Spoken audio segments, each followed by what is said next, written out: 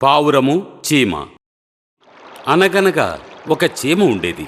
ఒకరోజు అది చెట్టుపైకి ఎక్కి కొమ్మల వరకు వెళ్ళింది ఆహారాన్ని వెతుక్కుంటూ.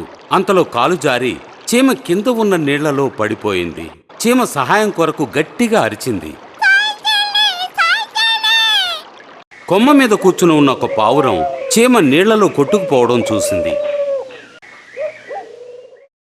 అది చీమకు సహాయం చేయడానికి చెట్టు నుంచి ఒక ఆకును కోసి నదిలో పడేసింది.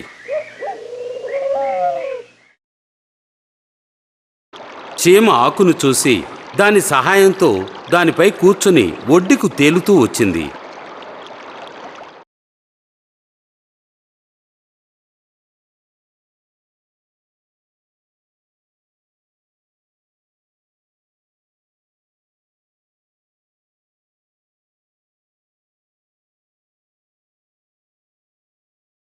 చీమ పావురం తనకు సహాయం చేయడం చూసి దానికి కృతజ్ఞతలు చెప్పడానికి చెట్టుపైకి వెళ్ళింది.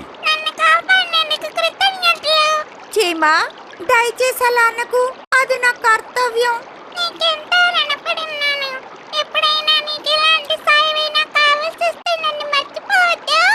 మర్చిపోన్లే.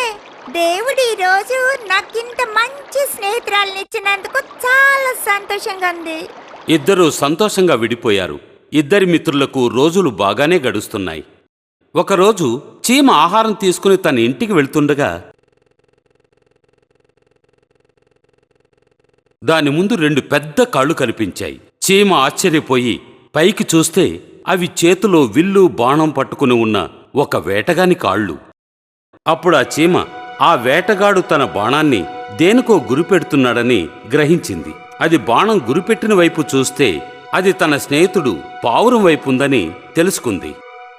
ఇప్పుడు చీమకు తన మిత్రుడు పావురాన్ని రక్షించే అవకాశం వచ్చిందని గ్రహించి ఒక్క క్షణం కూడా ఆలోచించకుండా వేటగాని కాలిని కుట్టింది.